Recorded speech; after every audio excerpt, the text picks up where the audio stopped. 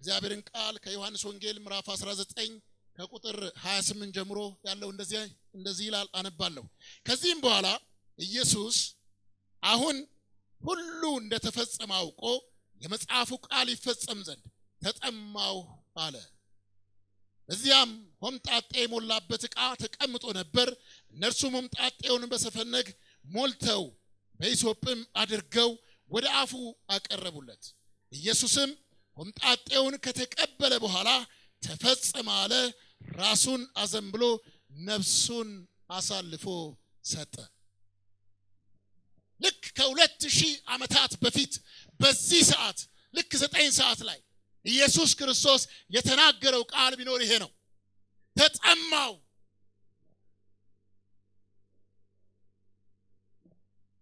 ተሰቃየ፣ ይሄ ጽዋ ከኔ ይለፍ አለ። ታዲያ ምንድነው ሚስጥሩ? ኢየሱስ ለምን ተሰቃየ? ኢየሱስ የእግዚአብሔር ልጅ ለምንድነው እንደዚህ ሲሰቃይ?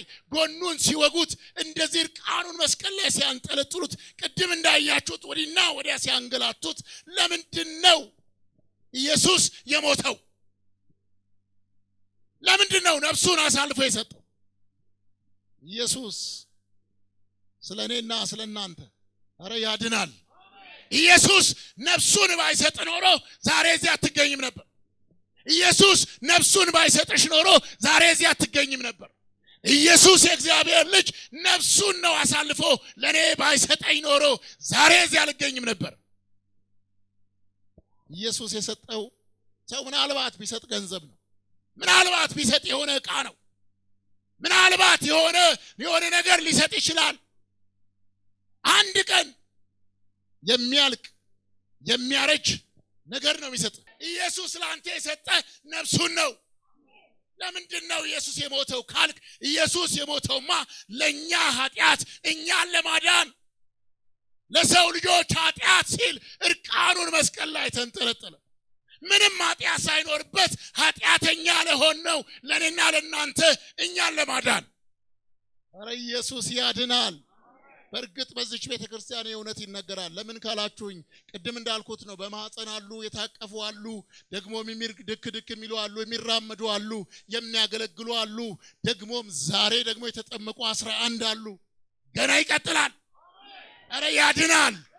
ሚስጥሩ ምንድነው ከተባለ ኢየሱስ የሞተው ሰውን ሁሉ ከኃጢአት ለማዳን ነው። ቅድም ሲነገር እንደነበረው በዮሐንስ ወንጌል ምዕራፍ 3 ቁጥር 16 ላይ እንደሚናገረው በእርሱ የሚያምን የዘላለም ሕይወት እንዲኖረው እንጂ እንዳይጠፋ። ኢየሱስ ያድናል። ምንድን ነበር ሰውን የሚያጠፋው ካላችሁኝ፣ ኃጢአት የሚባል ነገር። ቅድም እንዳያችሁት ከዚህ ተባረው ሲሄዱ ሰው እንደዚህ ነበር ተባሮ ከፈጣሪው ጋር የተለያየው። ሰውን የሚያስታርቅ ነገር አልነበረም። በፍጥረት መጀመሪያ እግዚአብሔር ሲያስብ በጣም የሚገርማችሁ ነገር ሰውና እኔ እንደዚህ እንለያያለን ብሎ አላሰበም። ፍጥረታትን በሙሉ እግዚአብሔር የፈጠረው በቃሉ ነው። ይሁን ሲል ሆነለት። ያድናል። ሰውን ግን ሰው ሁን አላለም። እግዚአብሔር ይሄ ሰማይ ዙፋኑ ምድር የእግሩ መረገጫ የሆነችለት እግዚአብሔር ሰውን ሲሰራ ሲፈጥር ሁን አላለው። ጎንበስ ብሎ ለሰው ያለውን አክብሮት ያድናል። ለሰው ያለውን ክብር፣ ለሰው ያለውን ፍቅር፣ ለሰው ያለውን ደግሞ ታላቅ የሆነ ቦታ ጎንበስ ብሎ እግዚአብሔር ከአፈር አበጀው። ያው ነፍስ እንዲኖረው ደግሞ እስትንፋሱን እፋለበት። መጽሐፍ ቅዱስ የሚነግረን እውነት ይሄ ነው። ስለዚህ ሰው ገና ከፍጥረት ጀምሮ በእግዚአብሔር እይታ ትልቅ ቦታ፣ ትልቅ አክብሮት፣ ትልቅ ስፍራ ነበረው። ወሰደና በኤደን ገነት ስፍራ ላይ ነው ያስቀመጠው። እንዳይቸገር፣ እንዲበላ፣ እንዲጠጣ፣ እንዲሰራ አድርጎ እግዚአብሔር ባዘጋጀው ቦታ ላይ ወሰደና አስቀመጠ። ሰውና እግዚአብሔርን ለያየው ግን ምንድነው ካላችሁኝ፣ ኃጢአት። በኃጢአት ምክንያት ሰውና እግዚአብሔር ተለያዩ። እግዚአብሔር ቁጭ ብሎ ያሰበ ይመስለኛል። ያኔ ስፈጥረው ስሰራው ጎንበስ ብዬ የሰራው ሰው ደግሞ ለፍጥረታት እኮ ለሰራዋቸው ፍጥረታት እስያውያን ስንፋሴን አልሰጠዋቸውም። እኔ ግን ለሰው ብቻ ነው ስንፋሴን እፍ ያልኩበት። እንደዚህ ዋጋ የከፈልኩለት ሰው እኔን በደለኝ፣ በፊቴ ኃጢአት ሰራ። ከዚህ የተነሳ በቃ ሰውና እኔ ተለያየን፣ ከነበረበት የክብር ስፍራ ተባረረ። ስለዚህ ኢየሱስ ለምን ሞተ? ኢየሱስ ለኛ ኃጢአት ሲል፣ ለሰው ልጆች ሁሉ ኃጢአት ሲል፣ ለአንተ ሲል፣ ለአንቺ ሲል፣ ለኔ ሲል፣ ለኛ ሲል ኢየሱስ ነፍሱን አሳልፎ ሰጠ። ኧረ ያድናል። ይሄንን እውነት ባንናገር ምን ልንናገር ነው? ኢየሱስ እኮ የሞተው ላንተ ነው። ኢየሱስ እኮ የሞተው ላንቺ ነው። ኢየሱስ የሞተው ለኔ ነው። ኢየሱስ የሞተው ለሰው ልጆች ሁሉ ነው። ኧረ ያድናል። ስለዚህ ባይሞት ኖሮ ምን ይሆን ነበር? ኢየሱስማ ባይሞት ልኖሮ እንደዚህ ተአምሮብን አንቀመጥም። ከማለዳ ጀምረን እንደዚህ ኢየሱስ ሞተ፣ ኢየሱስ ተነሳ አንልም። ታሪካችንም እንደዚህ አልነበረም። አንዳንዶቻችን እኮ የመጣ ነው ከሞት ስፍራ ነው፣ ከሲኦል እኮ ነው ያመለጠ። ኧረ ያድናል። ከጥፋት እኮ ነው ያለ። ወጋየን በኢየሱስ መጣ። ላንተ ሲል ሞተ፣ ላንቺ ሲል ሞተ፣ ለኔ ሲል ሞተ፣ ለኛ ሲል ሞተ። ስለዚህ ኢየሱስ እኮ የሰጠን ነፍሱን ነው። አንዳንድ ጊዜ ዝም ብለን ቀኑ ሙሉ ብንዘምር፣ ዝም ብለን ብናመልክ ምናልባት በቃ ስጋችን ደካማ ስለሆነ ሊደክም ይችል ይሆናል። ግን ለእግዚአብሔር ቢያንስበት እንጂ አይበዛበት። ከጥፋት ነው አይዳንከው፣ ከሞት ነው ያመለጥሽው፣ ከዘላለም ያውም እኮ ከዘላለም ሞት። ኧረ ኢየሱስ ያድናል። ስለዚህ ኢየሱስማ የሞተው ለኃጢአታችን ሲል ነው። የኛን ሞት ነው የሞተው። ያንቺን ሞት፣ ያንተን ሞት፣ የኔን ሞት፣ የኛን ሞት ኢየሱስ ሞተ። ተሰቃየው፣ ተጠማው። ኤሎሄ ኤሎሄ ላማ ሰበክታኒ ብሎ ኢየሱስ ጮኸና ነፍሱን አሳልፎ ሰጠ። ፋሲካችን ክርስቶስ ታርዷልና። ስለዚህ በቅንነትና በእውነት የቂጣን በዓል ልናከብር ልናደርግ ይገባል። ብዙ አልነግራችሁም። ዛሬ ከዓመታት በፊት ፊሊፒንስ በሚባል ሀገር ውስጥ 3 ሰዎች በቃ ኢየሱስ ለኛ ሲል እንደ ኢየሱስ እንሞታለን ብለው እንደ ኢየሱስ እንሆናለን ብለው ብዙ ዋጋ እንደከፈሉ መስቀል ላይ ሁሉ እስከ መሰቀል ደረሱ። ይገርመው ግን እነሱ ሞተው ቀሩ። የኛ ጌታ ግን ሞቶ አልቀረም። የሞተው አንተን ለማዳን ቢሆንም፣ አንቺን ለማዳን ቢሆንም፣ እኔን ለማዳን ቢሆንም፣ ሰውን ሁሉ ለማዳን ቢሆንም ኢየሱስ ክርስቶስ የነፍሱን የሰጠው ለኃጢአታችን ዋጋ ሊከፍል እንጂ ሞቶ ሊቀር አልነበረም። ስለዚህ ርዕሴ ምን ነበር? የኢየሱስ ክርስቶስ ሞትና ትንሣኤው ሚስጥሩ ምንድነው? ለምን ሞተ? ስለኛ ኃጢአት ሲል ሞተ። እኛ የኃጢአታችንን ዕዳ መክፈል አንችልም ነበር። ስለዚህ ኢየሱስ ክርስቶስ የእግዚአብሔር ልጅ እርሱ ስለኔና ስለናንተ ኃጢአት ሲል ሞተ። ይሄንን እውነት በአመት ጠብቀን የምንናገረው ነገር አይደለም። አመት ሙሉ ጠብቀን የምንሰብከውም ስብከት አይደለም። ኢየሱስ ክርስቶስ እንደሞተ መናገር ያለብን በየቀኑ ነው። ለኔ ሞቶ እኮ ሰው አረገኝ። ኧረ ያድናል። ከዘላለም ሞት አስመለጠኝ። የሆነ አመት ጠብቀን አይደለም ጫማችንን አውልቀን የሆነ ነገር እያደረግን የምናስበው። ኢየሱስን ማሰብ ያለብን በየቀኑ። ኧረ ያድናል። በየሰዓቱ በየደቂቃው ማሰብ አለብን። ኢየሱስ ሁሌ ስናስበው በጣም የሚገርማችሁ ነገር ማምለክ ቀላል ነው፣ መጸለይ ቀላል ነው፣ መስበክ ቀላል ነው፣ በፊቱ መሆን ቀላል ነው። ኢየሱስ የሆነልን ይበልጣል፣ የተደረገልን ይበልጣል። ሕይወት ያገኘ ሰው ቢያመልክ፣ ቢሰግድ፣ ቢጸልይ፣ በፊቱ ቢዘል ያንስበት እንጂ አይበዛበትም። ኢየሱስ ያድናል። ስለዚህ የዚህ ቀኑ ሙሉ ብንሆን እስራኤላውያን ቀኑ ሙሉ የእግዚአብሔር ቃል ሲነገር ቆመው ነበር የሚሰሙት። ቆመው። እኛ እንኳን ቆመንም አንዴ ቁጭ እያልንም አንዴ እየተንቀሳቀስንም ነው እኮ እያመለክን ያለነው። እነሱ ቀጥ ብለው ቆመው ቀኑን ሙሉ የእግዚአብሔር ቃል ሲነገር ቆመው ነበር የሚሰሙት። ይሄ ሰማይና ምድር ሲያልፉ የማያልፈው የእግዚአብሔር ቃል ሲነበብ ቆመው አረ ያድናል። ስለዚህ ለእግዚአብሔር ምንም አይነት ነገር ብታደርግለት ቢያንስበት እንጂ አይበዛበትም። ለምን? የዳንከው ከዘላለም ሞት ነው። የዳንሽው ከዘላለም ሞት ነው። የዳንኩት ከዘላለም ሞት ነው። ኤፌሶን ምዕራፍ 2 ላይ እንደዚህ ነው የሚለው፣ በበደላችሁና በኃጢአታችሁ ሙታን ነበራችሁ፣ እነርሱም በዚህ ዓለም እንዳለው ኑሮ በማይታዘዙት ልጆች ላይ አሁን የሚሰራው መንፈስ አለቃ እንደሆነው በአየር ላይ ስልጣን እንዳለው አለቃ ፈቃድ በፊት ተመላለሳችሁባቸው እያለ ይናገርና እንደዚህ ይላል። ወረድ ብሎ በወደደን በእርሱ የሞተልን በደለኞች ስለነበር፣ ኃጢአተኞች ስለነበር ኢየሱስ የሞተው ከበደላችን ከኃጢአታችን ሊያነጻን አረ ያድናል። ደሙን ለምን አፈሰሰ ከተባለ ደሙን ያፈሰሰውማ የኢየሱስ ክርስቶስ ደም ከኃጢአት ሁሉ ያነጻል ስለሚል ቅድም እንደተሰበከው ሁሉም የሰበከው ይሄንን እውነት ነው። ለዚህ ነው የተለየ ነገር አልነግራችሁም ያልኳችሁ።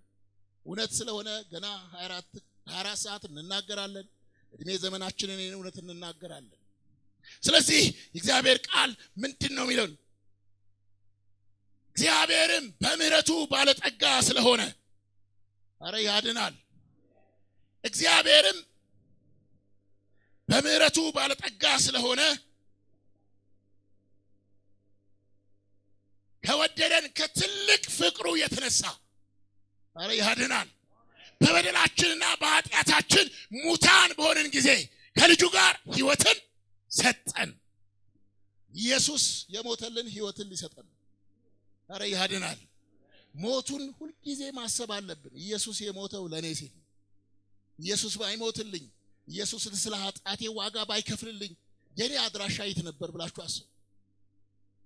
እሺ ይህን አልካልን ማቴዎስ ወንጌል ምዕራፍ 27 ላይ ቅድም ሐዋርያው እንዳነበበው ኢየሱስ ለኛ ለኃጢአትና በደል አሳልፎ ራሱን እንደሰጠን እንደሞተ መጽሐፍ ቅዱስ ይነግረናል። የኢየሱስ ሞት በእግዚአብሔር ዓላማና ዕቅድ ስለነበረ ኢየሱስ ሲሞት ምን ሆነ? የቤተ መቅደስ መጋረጃዎች ለሁለት ምን ሆኑ? እስከ ታች ድረስ ነው የሚለው። እስከ ታች ድረስ ለሁለት ምን ሆነ? ተቀደደ። ሆኖ ማያውቅ ነገር ማለት ነው። ለዘመናት የነበረ የቤተ መቅደስ መጋረጃ ኢየሱስ ነፍሱን ለሰው ልጆች አሳልፎ ሲሰጥ የቤተ መቅደሱ መጋረጃ ለሁለት ተቀደደ። ሌላው ምን ሆነ? የእግዚአብሔር ሐሳብ ተልኮ ሊፈጸም በእግዚአብሔርና በሰው መካከል የነበረ ልዩነት እርሱ ኢየሱስ ለአንዴና ለመጨረሻ ጊዜ ሲሞትልን ተወገደ። ቅድም ሰውና እግዚአብሔር ተለያይተው ነበር። እግዚአብሔር ቁጭ ብሎ አሰበና አንድያ ልጄን ብቻ መላክ ነው የሚያዋጣው። ለምን? ሰውና እግዚአብሔር የመጀመሪያው የእግዚአብሔር ዓላማና ተልኮ ይፈጸም ዘንድ ለዚህ ትልቅ መዳን ምክንያት የሚሆነው አንድያ ልጄ ነው። ኢየሱስን ወደዚህ ምድር ላከው። ለዚህ ነው ከዚህ የሚበልጥ ወንጌል የለም። ኢየሱስ ተወለደ፣ ኢየሱስ ደግሞ ሞተ፣ ኢየሱስ ሞትን ነስቶ ተነሳ፣ ኢየሱስ ወደ አብ ቀኝ በክብር አረገ። ኢየሱስ በክብር ይመጣል። ሃሌሉያ። ትንሣኤው ላይ የምናስበው ነገር ቢኖር እሱ ነው። ሌላኛው እንግዲያውስ ይሄ ከአዳም ጀምሮ ከእግዚአብሔር ጋር ተለያይቶ የነበረ የሰው ዘር በይታረቀው በምንድነው ካላችሁን ከሰማይ ሰማያት ክብሩን ትቶ ወርዶ በድንግል ማርያም በኩል ወደዚህ ምድር በመጣው በኢየሱስ ክርስቶስ ሰውና እግዚአብሔር በክርስቶስ ሞት ሰውና እግዚአብሔር እንደገና በክርስቶስ በኩል ተገናኙ። አረ ያድናል። ሌላው ምን ሆነ? ኢየሱስ ሲሞት ምድርም ተናወጠች። ኢየሱስንም አልችልም። ልክ ኢየሱስ ነፍሱን አሳልፎ ሲሰጥ ምድር ነው የተናወጠችው። ሆኖ የማያውቅ ነገር ነው የሆነው። ለምን? ምድር እንኳን አልቻለችው። ለምን? በፍጥረት ጊዜ የነበረ ስለነበረ እሱ አምላክ ስለሆነ ፍጹም አምላክ ፍጹም ሰው ስለሆነ ምንም እንኳን ሰዎችን ለማዳን እንደ ሰው ሆኖ ቢወለድም ቢያድግም ደግሞ ቢሞትም ምድር ግን ኖ እሱ ሰው ብቻ አይደለም አለች። አረ ያድናል። ኢየሱስ ሰው ብቻ አይደለም። ኢየሱስ አምላክ ነው።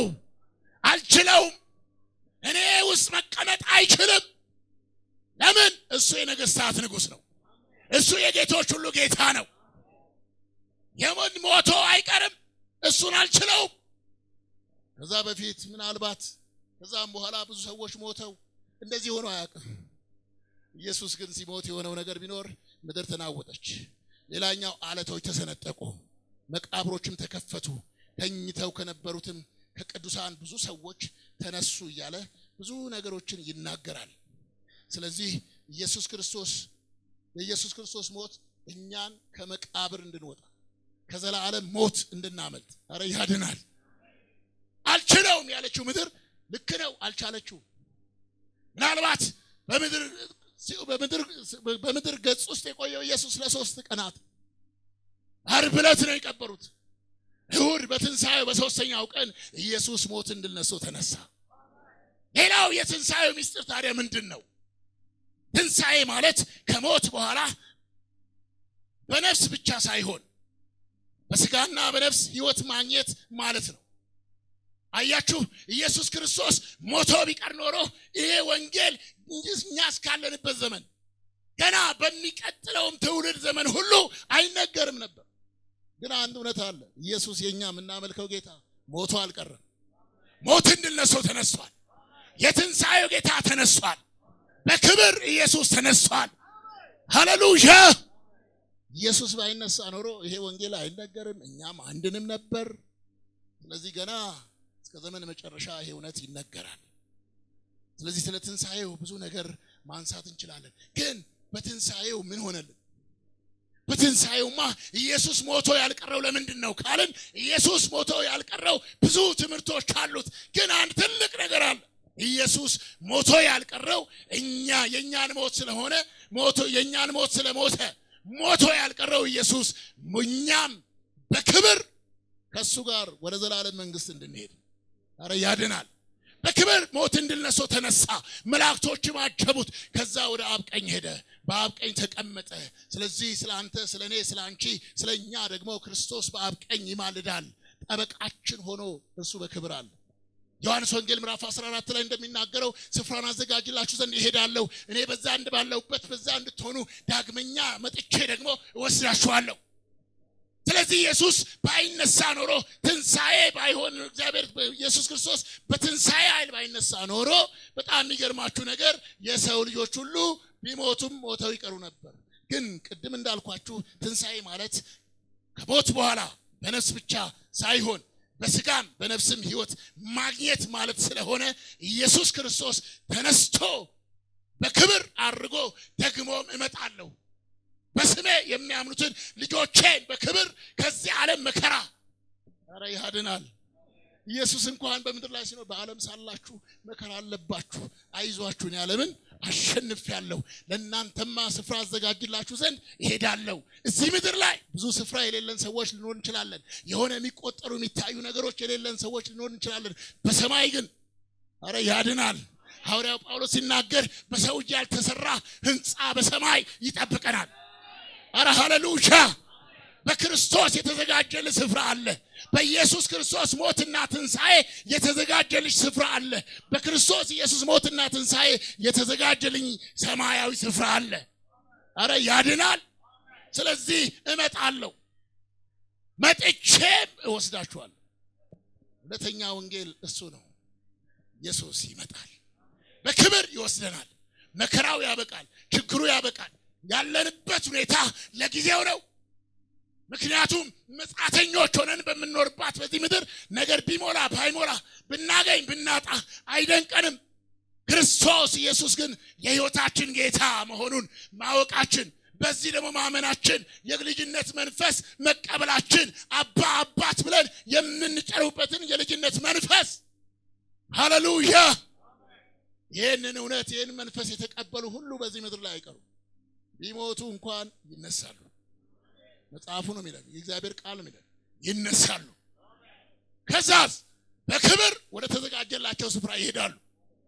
በዚያ በደሙ ታጥበዋልና በደሙ ሕይወት አግኝተዋልና የእግዚአብሔር ልጆች ሆነዋልና ወደ እግዚአብሔር መንግስት ወደ ዘላለም መንግስት ይገባሉ። አረ ሃሌሉያ! ስለዚህ ደስ ይበላችሁ፣ ተስፋ አለን። ኢየሱስ ይመጣል። ኢየሱስ ይመጣል። በክብር ወደ ዘላለም ስፍራችን ይወስደናል። ከእርሱ ጋር ከቅዱሳን መላእክቶች ጋር ከአራቱ ሽማግሌዎች ጋር በክብር ለዘላለም ወደምንኖርባት ወደ ሰማያዊቱ ቅድስት ኢየሩሳሌም ሊወስደን ኢየሱስ ይመጣል። ታዲያ በዛ እኮ መከራ የለም። በዛ ሰኞ፣ ማክሰኞ፣ ሮብ፣ ክረምት፣ በጋ የለም። እንደዚህ አሁን አንቸጋገርም። አሁን ይሄ የምድር ስለሆነ እኮ አንዴ ይበራል፣ አንዴ ይጠፋል። እዛ እግዚአብሔር ብቻ የሚያበራባት ሃሌሉያ! ጭንቀት፣ መከራ፣ ስቃይ የሌለባት በክርስቶስ ሆነው በምድር ላይ የዳኑ ሰዎች ለዘላለም ከአብ ጋር የሚኖሩባት ከክርስቶስ ጋር ደግሞ ለዘላለም በዝማሬና በሐሴት የምንኖርባት አገር አለን፣ ስፍራ አለን። ሲያጠገባችሁ ሰው ያለውን ሰው ጨብጡትና እንኳን ዳንክ በሉት። ገና ደግሞ በክብር የእግዚአብሔርን መንግስት ወርሳለህ በሉት። ሃሌሉያ! የክርስትና አልቲሜት ጎል እሱ ነው። የክርስቶስ ሞት፣ የክርስቶስ ደግሞ ትንሣኤ፣ ደግሞ ማረጉ፣ ደግሞም ዳግም ምጽአቱ በክርስቶስ ደግሞ የሆኑትን ደግሞ ወደማያልፈው የዘላለም መንግስት መሄድ። አረ ያድናል። ስለዚህ እዚህ ምድር ላይ አንቀርም። እግዚአብሔር በክብር ወደ አዘጋጀልን ስፍራ እንሄዳለን። ስለ ትንሣኤው ብዙ ነገር ማለት ይቻላል፣ ግን ሰዓት ስለሌለን ብዙ ነገር አላችሁም። ዛሬ የኢየሱስ ክርስቶስ በትንሣኤ ኃይል ሊታየን ሊገለጥልን ኃይሉን ልናስብ ይገባል። ኢየሱስ በትንሣኤ ተነስቷል። የኢየሱስ ከሞት መነሳት ለኔና ለናንተ ትልቅ የምስራችን ያመጣልን። ምክንያቱም ከዘላለም ሞት አምልጠን የዘላለም ሕይወት ወራሾች እንሆነናል። የሥጋ ሞት ሊሆን ይችላል፣ ማንም ሰው ሊሞት ይችላል፣ ግን በክርስቶስ አምነው የዳኑት ይነሳሉ። ክርስቶስ ኢየሱስ በክብር በመላእክት ታጅቦ ሲመጣ ይነሳሉ። ተነስተው ወደ እግዚአብሔር ወደ ተዘጋጀላቸው የዘላለም መንግስት ያድናል። ፍርዱን ፈርዶ በእርግጥም አምልካኛለች። ስለዚህ ለዚህ ነው ክርስትና ዋጋ የሚያስከፍለው። ክርስቶስ እንደዛ ተሰቃየው ተጠማሁ ያለው እኮ እኛን ለማዳን ነው። ታዲያ ዝም ብለን ያገኘነው ህይወት እኮ አይደለም። ክርስቶስ ዋጋ ከፍሎልናል። እና እናንተ ጥቂት ነገር ዋጋ ብንከፍል በጣም የሚገርማችሁ ነገር ሊያመን አይገባም። በቃኝ ብለን አንገሸግሸን አይገባም። ክርስቶስ ለኔና እናንተ ዋጋ ከፍሎልናል። በምድር ላይ ስንኖር የጌታ መሆናችን ትልቅ እድል ነው። ግን ደግሞ ነገሮች በሙሉ አልጋ በአልጋ ሆነውልን እንኖራለን ማለት ግን አይደለም። ለምን? የምንሄደው ወደ ዘላለም መንግስት ስለሆነ፣ የምንኖረው ለዘላለም ስለሆነ፣ በክርስቶስ በተሰራልን ስራ የእግዚአብሔር መንግስት ወራሾች ስለምንሆን የምድሩ መከራ ለጊዜው ነው። አረ ያድናል። በክርስቶስ የሆነልን የትንሣኤው ኃይል የትንሣኤው ጉልበት ግን ለመንግስቱ ወራሽ እንድንሆን ነው። ኢየሱስ ተነስቷል። ከኢየሱስ ትንሣኤ የተነሳ በህይወታችን ትንሣኤ ይሆናል። በቤታችን ትንሣኤ ይሆናል። ለህይወታችን፣ ለኑሯችን፣ ለኢኮኖሚያችን ትንሣኤ ይሆናል።